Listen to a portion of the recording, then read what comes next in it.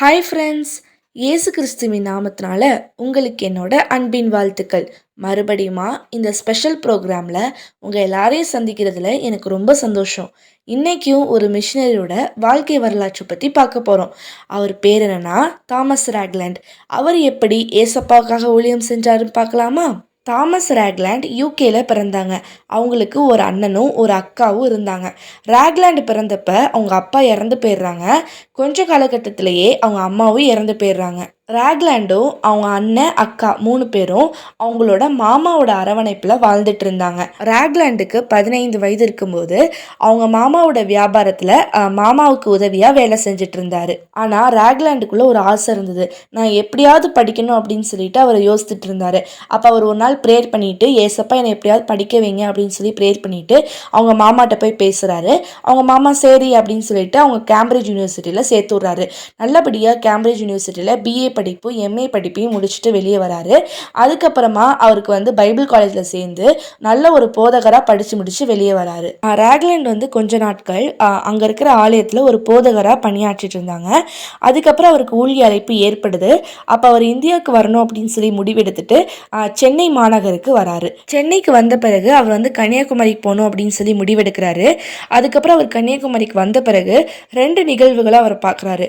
முதல் நிகழ்வு என்ன அப்படின்னா, ஒரு வயலில் ஒரு பக்கம் எருதையும் இன்னொரு பக்கம் ஒரு பெண்ணையும் வச்சு அந்த நிலத்தை உழுதுட்டு இருந்தாங்க. இதை பார்க்கும்போது அவருக்கு ரொம்ப மனசு கஷ்டமாயிடுச்சு. ஏன்னா அந்த காலகட்டத்தில் மேல் ஜாதி மக்கள் எல்லாருமே கீழ் ஜாதி மக்களை ஒரு அடிமைகளாக வச்சுருந்தாங்க. இன்னொரு நிகழ்வு என்ன அப்படின்னா, கீழ் ஜாதி மக்கள் செப்பல் போடக்கூடாது. அதுவும் இல்லாமல் இடுப்பு கீழே மட்டும்தான் அவங்க ட்ரெஸ் போட்டிருக்கணும். இடுப்புக்கு மேலே அவங்க ட்ரெஸ் போடக்கூடாது. இந்த மாதிரியான ஒரு வழக்கம் இருந்தது. இதை பார்க்கும்போது அவருக்கு ரொம்ப மனசு கஷ்டமாயிடுச்சு.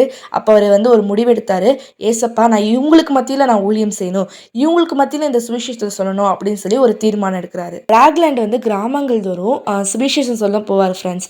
அப்போ அங்கே இருக்கிற மக்கள் அவரை ஏற்றுக்காம அவர் மேலே கல் எறிவாங்க, அவரை துரத்துவாங்க. அப்புறம் அவரை கெட்ட வார்த்தையால் திட்டுவாங்க. அதுக்கப்புறம் அங்கே இருக்கிற நாய்களை வச்சு கடிக்க வைப்பாங்க.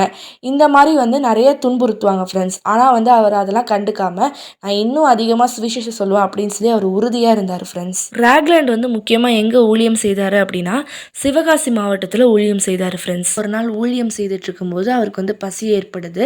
அப்போ அங்கே பக்கத்தில் இருக்கிற ஒரு வீட்டில் உணவு கேட்குறாரு. அப்போ அந்த வீட்டிலேருந்து அவருக்கு ஒரு கூழ் எடுத்துகிட்டு வராங்க. அந்த கூழை ஒரு தட்டிலையோ ஒரு பாத்திரத்திலையோ அவருக்கு கொடுக்காம ராக்லாண்ட் அணிந்திருந்த அந்த வேர்வை நிறைஞ்ச அந்த தொப்பியில் ஊற்றி கொடுத்தாங்க ஃப்ரெண்ட்ஸ். அவரும் அதை மனத்தாழ்மையாக ஏற்றுக்கிட்டு அந்த கூழை குடித்தார் ஃப்ரெண்ட்ஸ். ஏன் அவங்க அப்படி கொடுத்தாங்க அப்படின்னா, ஏன்னா அந்த தட்டோ பாத்திரமோ ராக்லாண்டால் தீட்டுப்பற்றக்கூடாது அப்படின்றதுக்காக கொடுத்துருக்காங்க ஃப்ரெண்ட்ஸ். பார்த்தீங்களா அவர் எவ்வளோ ஒரு மனத்தாழ்மையாக இருந்திருக்காருன்னு சொல்லிட்டு.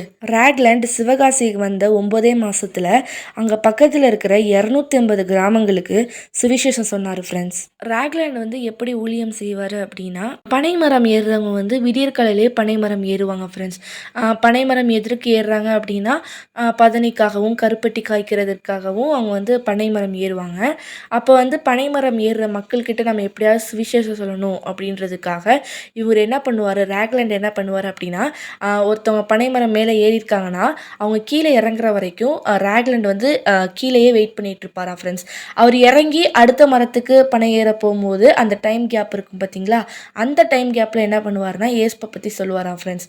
பார்த்தீங்களா ராக்லாண்டுக்கு எவ்வளோ ஒரு வாஞ்சை இருந்திருக்கு அப்படின்னு சொல்லிட்டு. ராக்லாண்ட் வறுமையின் மத்தியிலும் பசியின் மத்தியிலையும் கஷ்டப்பட்டு ஏசப்பாவுக்காக ஊழியம் செய்தார் ஃப்ரெண்ட்ஸ்.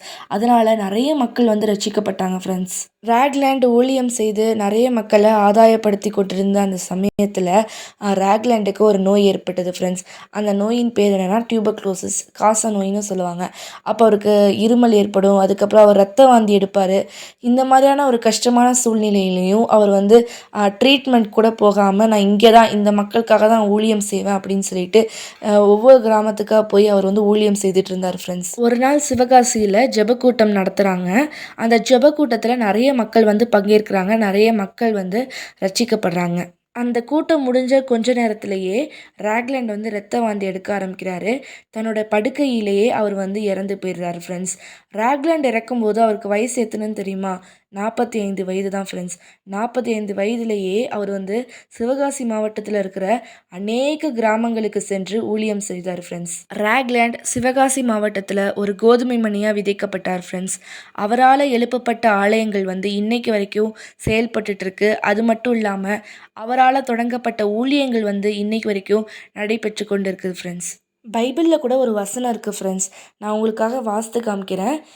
மெய்யாகவே மெய்யாகவே நான் உங்களுக்கு சொல்லுகிறேன், கோதுமை மணியானது நிலத்தில் விழுந்து சாகாவிட்டால் தனித்திருக்கும், செத்ததே ஆகில் மிகுந்த பலனை கொடுக்கும். யோவான் 12ஆம் அதிகாரம் 24ஆம் வசனம். இந்த வசனத்தின்படி சிவகாசி மாவட்டத்தில் ஒரு கோதுமை மணியாக விதைக்கப்பட்டவர் தான் தாமஸ் ராக்லேண்ட். அவரோட வாழ்க்கையிலேருந்து நம்ம என்னென்ன கற்றுக்குறோம் அப்படின்னா, நம்ம தாழ்மையாக இருக்கணும் ஃப்ரெண்ட்ஸ். அவர் வந்து எவ்வளோ தாழ்மையாக நம்ம மக்கள்கிட்ட ஊழியம் செய்தார். அதே போல் நாமும் எல்லா விஷயங்களிலையும் தாழ்மையாக இருக்கணும் ஃப்ரெண்ட்ஸ். இன்னொரு விஷயம் என்ன அப்படின்னா, அவர் அந்த காலகட்டத்தில் நிறைய படிப்புகள் படித்திருந்தார் ஃப்ரெண்ட்ஸ். அவர் நினச்சிருக்கலாம், நான் இவ்வளோ படிப்பு படிச்சிருக்கேன், நான் எப்படி ஊழியம் செய்ய முடியும் அப்படின்னு சொல்லி அவர் நினச்சிருக்கலாம் ஃப்ரெண்ட்ஸ். ஆனால் அவர் அப்படி நினைக்கவே இல்லை. ஏசப்பா அவரை வந்து ஊழியத்துக்கு அழைத்த உடனே, நான் உமக்காக ஊழியம் செய்கிறேன் அப்படின்னு சொல்லி அவர் வாஞ்சையுடன் செஞ்சார் ஃப்ரெண்ட்ஸ். நம்மளும் அவரோட ஊழியத்தை வாஞ்சையோடு செய்யணும் ஃப்ரெண்ட்ஸ்.